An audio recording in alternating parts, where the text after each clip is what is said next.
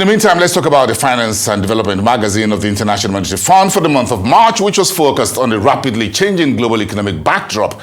There leaves less room for monetary policy authorities to maneuver from geopolitics to the war in Ukraine, inflation, digital money, among other challenges. These are real tough times for central bankers around the world. Now, chatting more to me on this now is Professor Ken Ife, who is a development economist and is joining us live from Abuja Studio. Professor Ken Ife, thank you very much for coming through tonight. Quite a bit of issues we're dealing with our big neighbors down there in South Africa, but we'll get to that a little bit later. Let's start with the monetary policy. The central bank central bankers are having tough times right now. Of course, Jerome Powell, the U.S. Fed chairman, will be speaking tomorrow, giving the testimony before the Congress on the Capitol. But what are the global issues right now, based on what the IMF just published 4 days ago, as far as central banks around the world is concerned? Well, first of all, we know that the recession, the word recession came with the COVID. So COVID-19 and the associated recession made a lot of countries borrow, and the debt sustainability for many countries are actually questionable. Then, of course, you now saw the global challenges faced by the Ukraine-Russian crisis.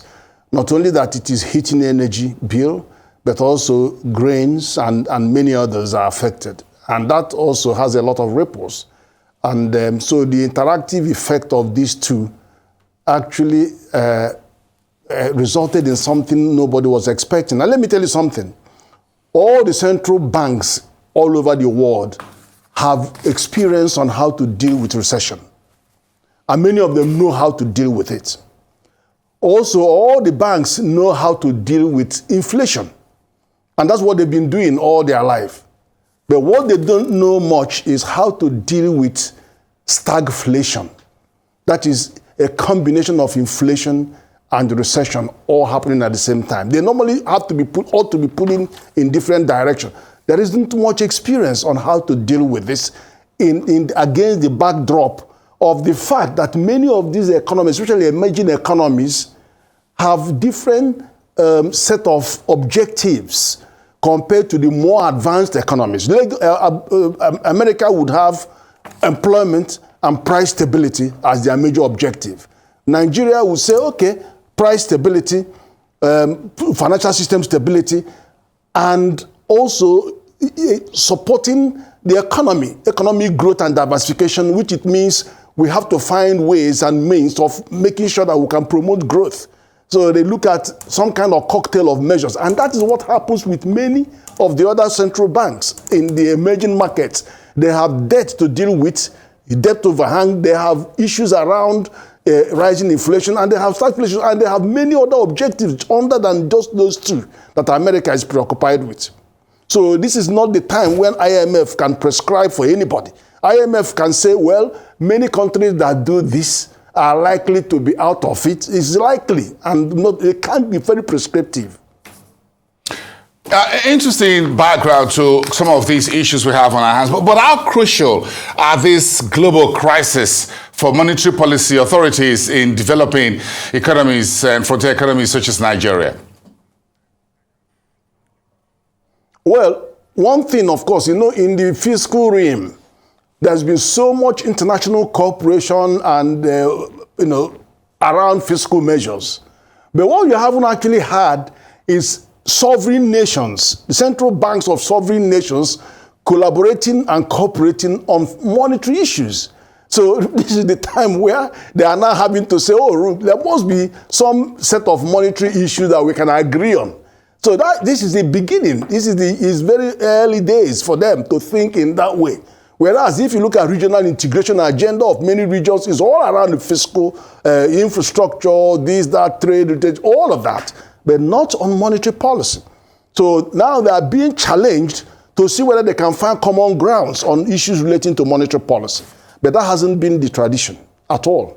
So it's very, very challenging times. And Nigeria, of course, is a much more complex array.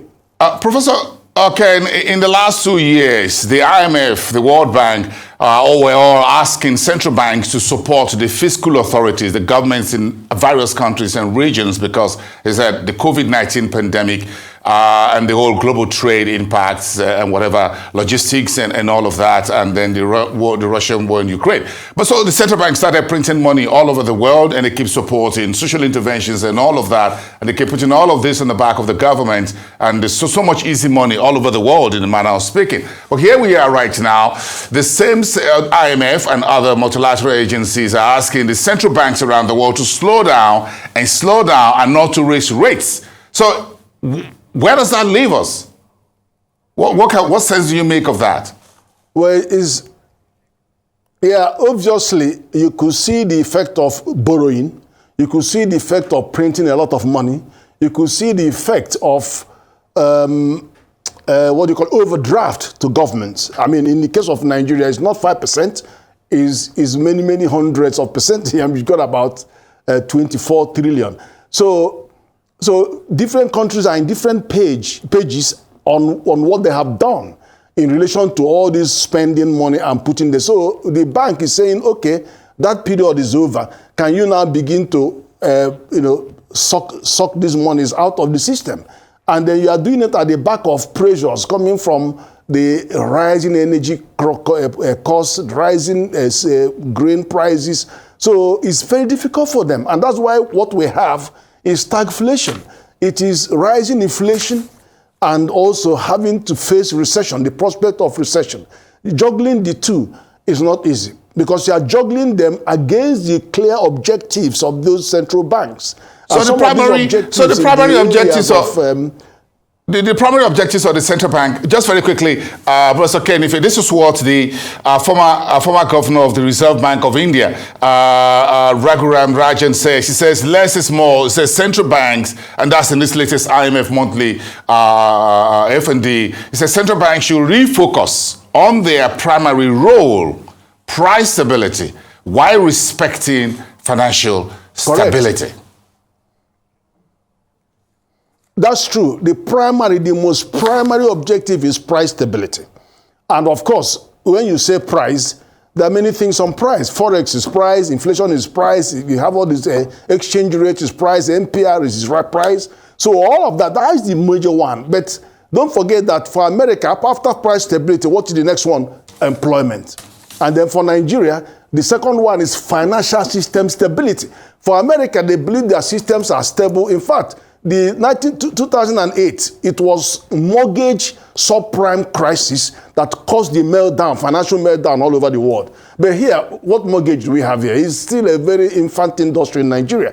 So we have our own challenge. Our challenge is what do we want to do to our economy? We want to diversify our economy. We want to add value to our processing production. We want to create employment. Only 7% of young people are coming out from the university with jobs. We have so much of that. So we now have a secondary mandate for the commercial bank, for the central banks, to promote sustainable economic development. That's why you get them resorting to domestic finance intervention to be able to augment and deal with structural issues that don't exist in the advanced countries. But that has been questioned.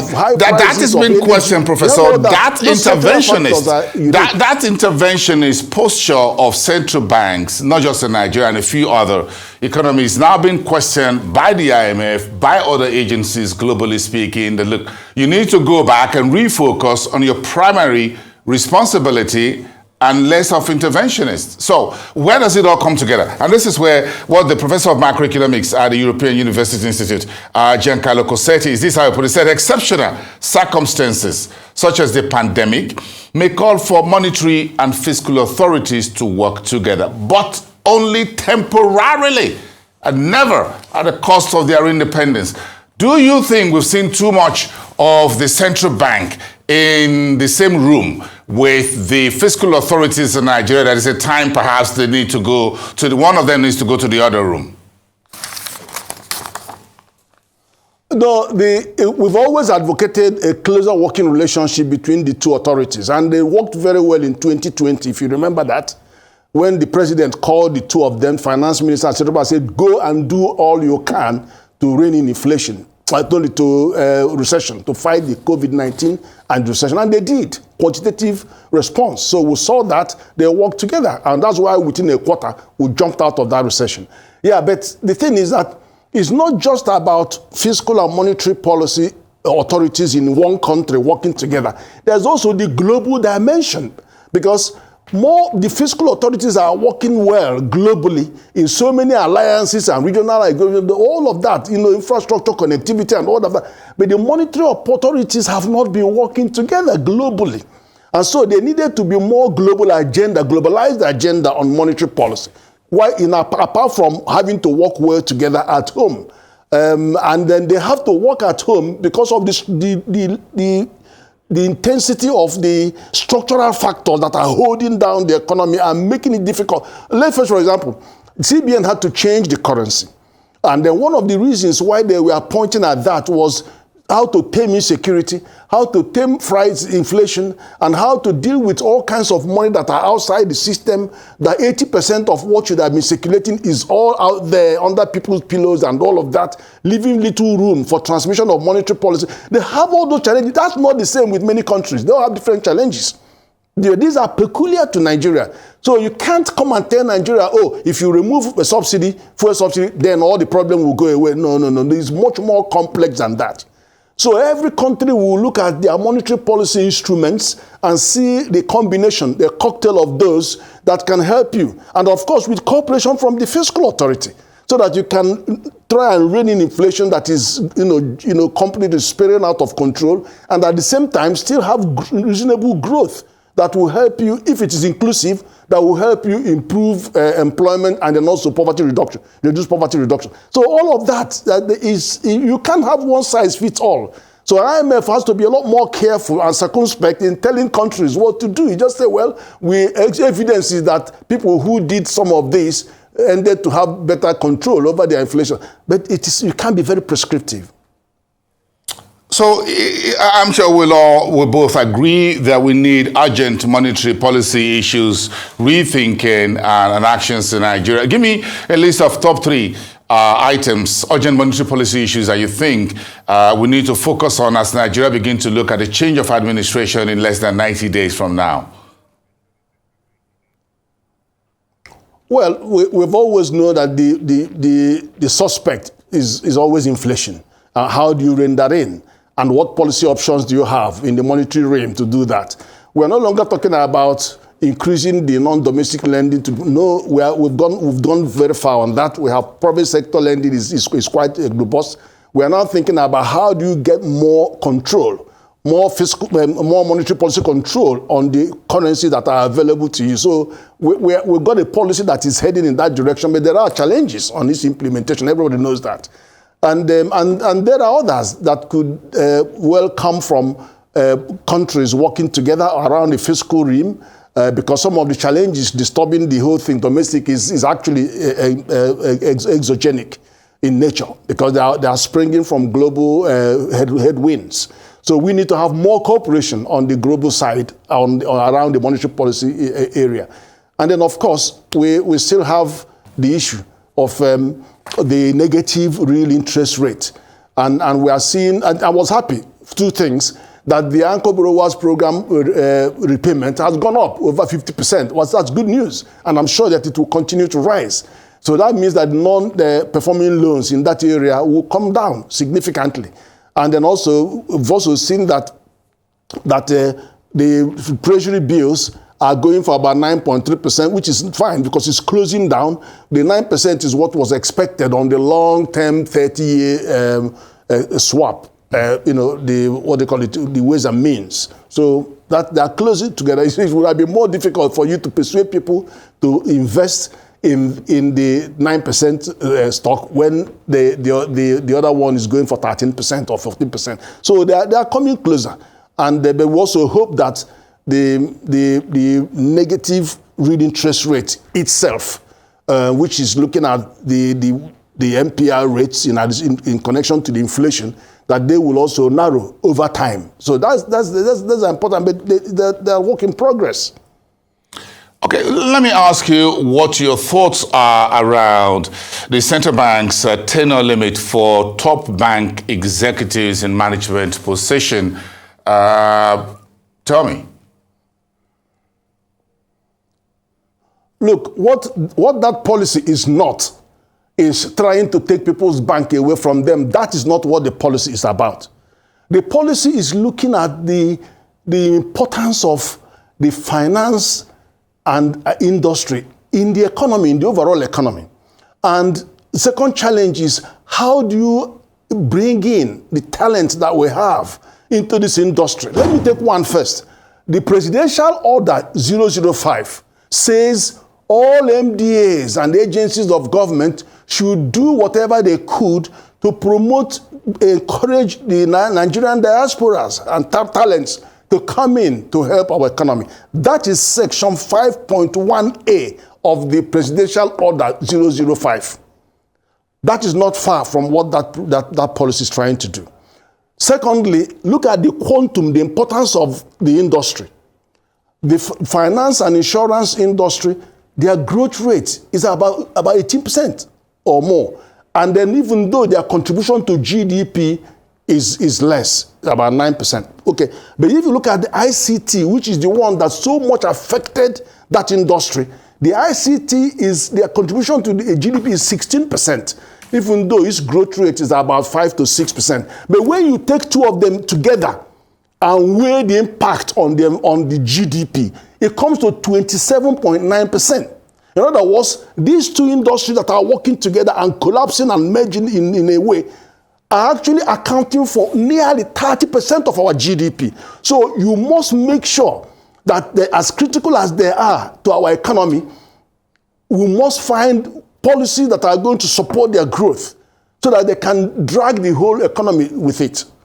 So that's where I see the merit in this. And of course, you also know that industry, if you remember in 2021, I addressed the Bankers Committee, the CEOs in Lagos, where I warned them that from our statistics and our national development plan, we expect that industry to increase in its digital transaction by 500%. So they were doing 1.8 billion transactions a year. A year after, they were doing 3.5 billion transactions. Right now, as we speak, is over 4.3 billion transactions per day. And America was even doing 1.2 billion. So and we're number 6 in the world. India and China and South Korea, we're number 6 in the world. So I said that, but I was looking at 2025. But what I have said has just happened now, where the banks were caught with, they couldn't deal with the volume of transactions that were coming.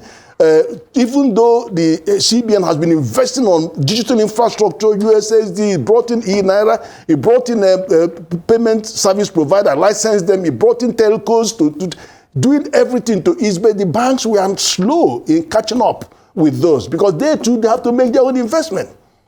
And that is why we're where we were. And that not only affected the currency change, but also affected the vote. The voting thing on last Saturday, because the whole system, the whole. All right, thank you so much. All right, thank you so much, Professor Ken. If we appreciate you as always, your insight, well appreciated here on the show. Thank you so much, and do have a great evening. Development Economist out of our Abuja studios.